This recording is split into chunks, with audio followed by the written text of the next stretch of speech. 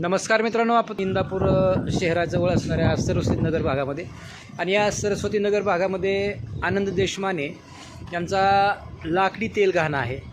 आता लाकडी तेल घाणे असे बऱ्याच ठिकाणी आहेत. खरं तर यांचा पारंपरिक हा बिझनेस आहे. त्यांच्या आजोबा पंजोबांनी बैलाच्या तेल घाण्यावर त्यांनी तेल काढायचं काम केलं होतं. परंतु आत्ता हे कालांतरानं सुधारणा झाली, नवीन नवीन मशिनी आल्या.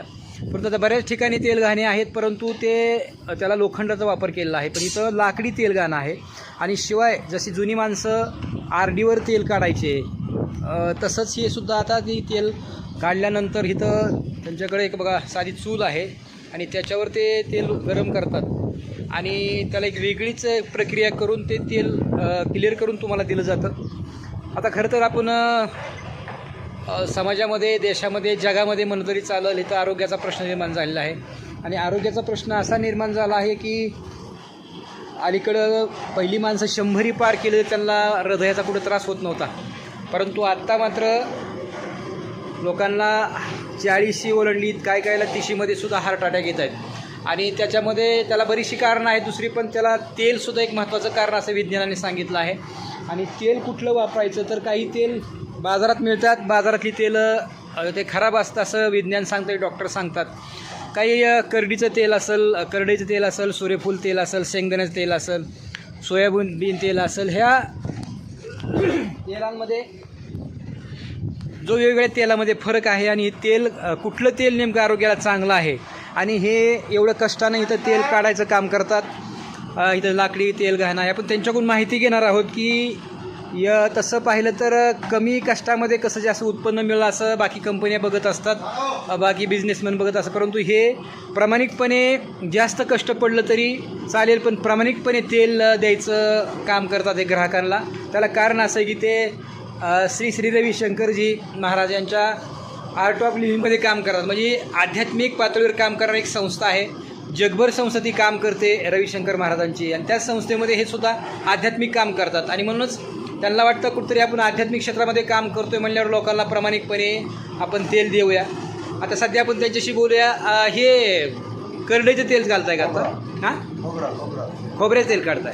म्हणजे वेगवेगळ्या प्रकारचं तेल इथं खोबरे, करडई, शेंगदाणा, सूर्यफूल काही असेल ते सर्व त्याचं ते तेल काढतात.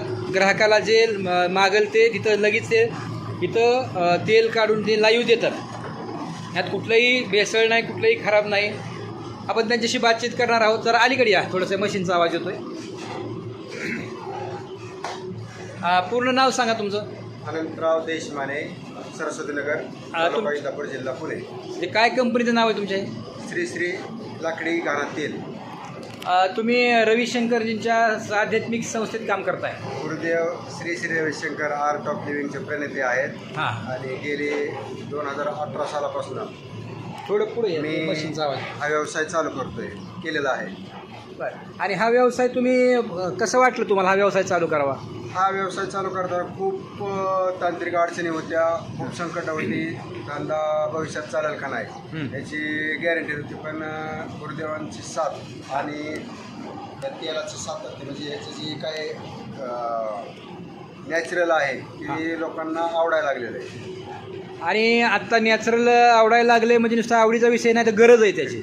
हां, आम्हाला तर त्याचा खूप फायदा झाला. मला स्वतःलाच काम होत नव्हतं. जसं 2018 सालापासून मी माझं घरचं तेल खायला चालू केलं, तसं माझ्या अंगात एक ताकद आली. म्हणजे ताकद म्हणण्यापेक्षा ते सांधे दुखत होते, ते सांधे दुखणे बंद झाले.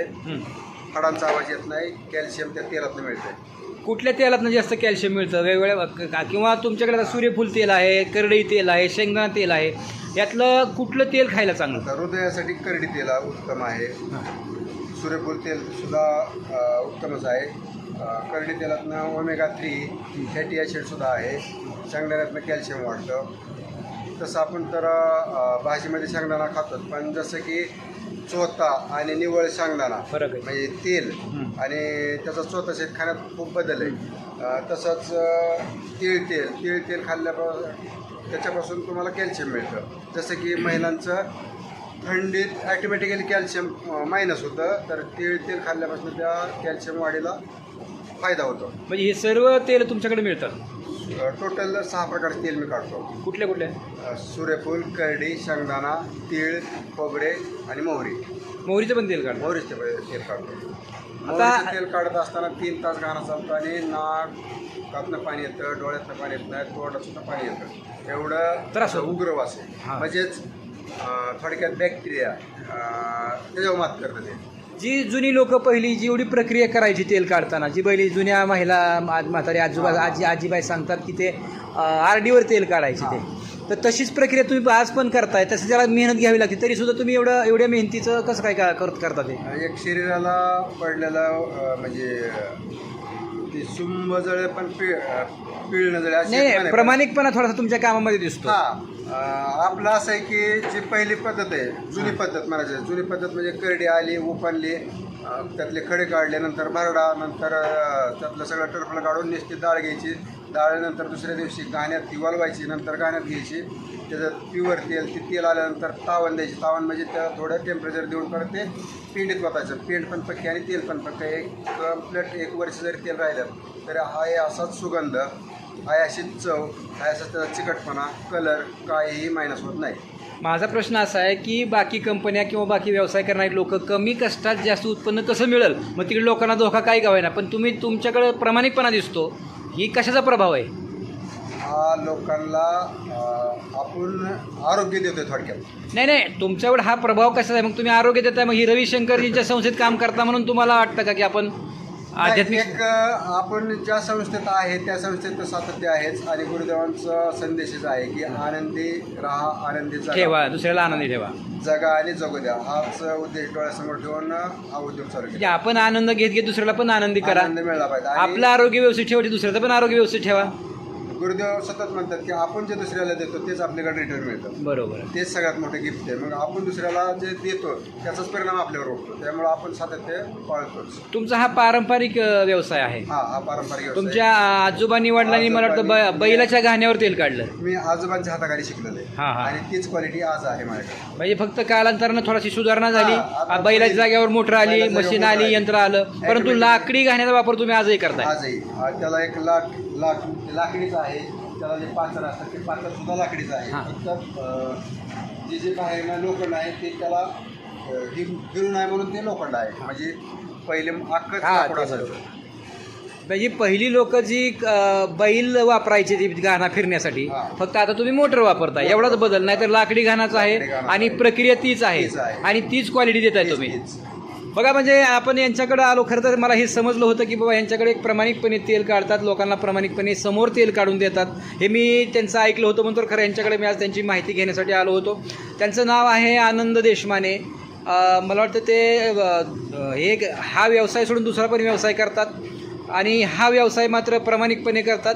आणि त्यांच्याकडं Shri Shri Ravishankarji art of living यामध्ये ते काम करतात आणि म्हणूनच त्यांना वाटतं की आपण आध्यात्मिक क्षेत्रात काम करतो तर आपण प्रामाणिकपणे राहिलं पाहिजे. प्रामाणिकपणाचा लोकांना संदेश दिला पाहिजे आणि तेलसुद्धा जितकं चांगलं देता येईल, जितकं शुद्ध देता येईल आणि ज्याच्यामुळं लोकांचं आरोग्य चांगलं राहील याची ती दक्षता घेत आहेत. पाहता न्यू महाराष्ट्र एक्सप्रेस न्यूज.